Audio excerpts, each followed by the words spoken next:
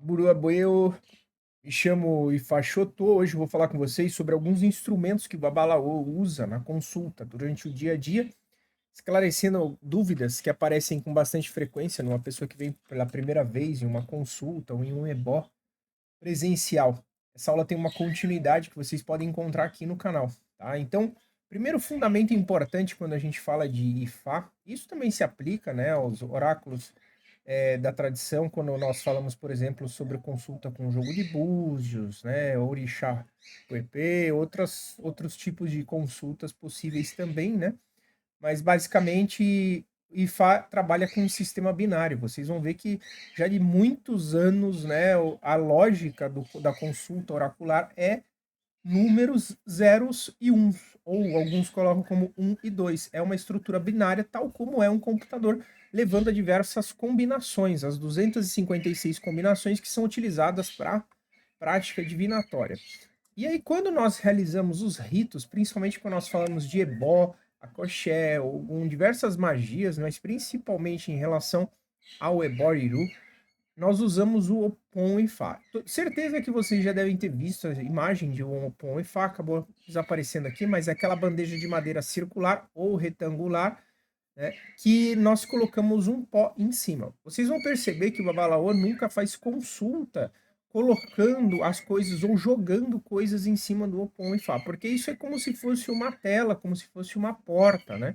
Nós utilizamos isso para a reza. Então você vai perceber que durante o ebó, o Opon é uma ferramenta de transformação daquela energia negativa, da energia positiva. É aquele local onde nós vamos imprimir o Odu para trazer uma determinada energia, para trazer determinada característica que vai ser utilizada numa medicina, em algum tipo de ritualística. Então, não existe, né, o hábito de jogar os búzios. Isso foi uma coisa mais abrasileirada, né? Acaba sendo bonito, às vezes, a pessoa colocar em algum lugar que tem um certo enfeite. Tem a questão também de tem as bordinhas aí, o búzio não cai para fora, mas o Opon, que é consagrado para a realização dos rituais, das ritualísticas, né, de Fá, ele não é utilizado com essa finalidade em nenhuma hipótese. É um instrumento considerado aí sagrado, sacro, consagrado, né? Então não é comprou a qualquer coisa na loja lá e colocou na mesa e joga em cima. Não funciona assim, tanto que você vai ver que o ukulele ele é jogado sobre um pano, né, sobre a esteira. O babalaô sempre está sentado no chão, ele não senta em mesas pomposas. É uma estrutura bem diferente, às vezes, do que a gente está acostumado no culto afro-brasileiro. E esses opon, eles são tanto quadrados ou circular, e sempre existe uma face no opon. Tá? Então, você vê pessoas, às vezes, se ela estiver usando, né, aqueles que não têm a face, né, o tradicional é ter uma face, tem que ter um desenho de uma face. Isso tem um porquê de existir, de ser dessa forma durante o processo de consagração, certo? A outra coisa que surge bastante dúvida é o pó amarelo que vai em cima disso. Então, esse pó é um iere. Iere é pó, tá? Ossum, então é referência a esse pó iere ossum, é o pó amarelado que a gente coloca, pulveriza sobre o opon. Então, iere ossum é uma junção de duas palavras. Iere ossum é muito comum fazer essa junção de palavras no Yorubá. E ele é feito de madeira, principalmente aí a madeira Pterocarpus ossum. Como é uma coisa muito cara, você vai ver que 1 quilo disso aqui é razoavelmente caro dentro do mercado. Existem pessoas mal intencionadas que usam outras madeiras que são também fáceis da moagem, né? Então tem gente que faz a moagem de alguns tipos de madeira, como ficus, né? Bambu, mas essas não são os originais. Por isso que você vai ver que, eventualmente, de um local para outro, muda a característica desse pó.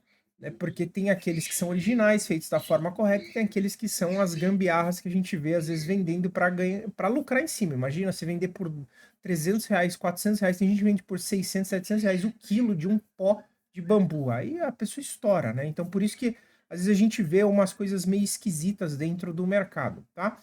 Então, ele é o meio que a gente vai imprimir os Odu no Opon, que a gente vai colocar às vezes em ritualísticas, preparar banhos e coisas diversas, tá?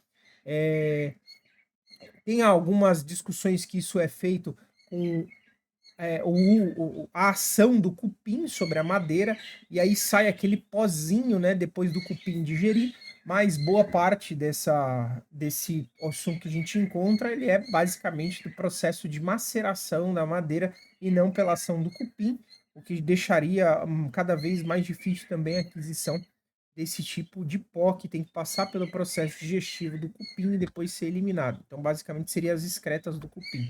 Também tem essa discussão.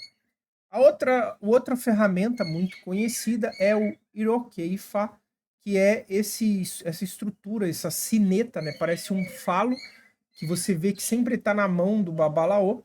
Vocês vão perceber que o babalaô,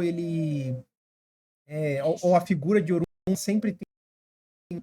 Ele também chamado às vezes como batedor, né? Nos artigos e nas discussões em inglês, às vezes até mesmo em algumas traduções de alguns babalaos eles chamam às vezes de batedor, porque você vai perceber que além dele emitir o som, que é para afastar as energias ruins, você vê também ele batendo sobre o opon durante as marcações rítmicas, né, do que está acontecendo durante as rezas, né, ou durante determinadas ritualísticas, né? Então vocês vão perceber que o babalaô que usa isso é um objeto de uso individual, passa por processo de consagração, não vai ver passando de mão em mão.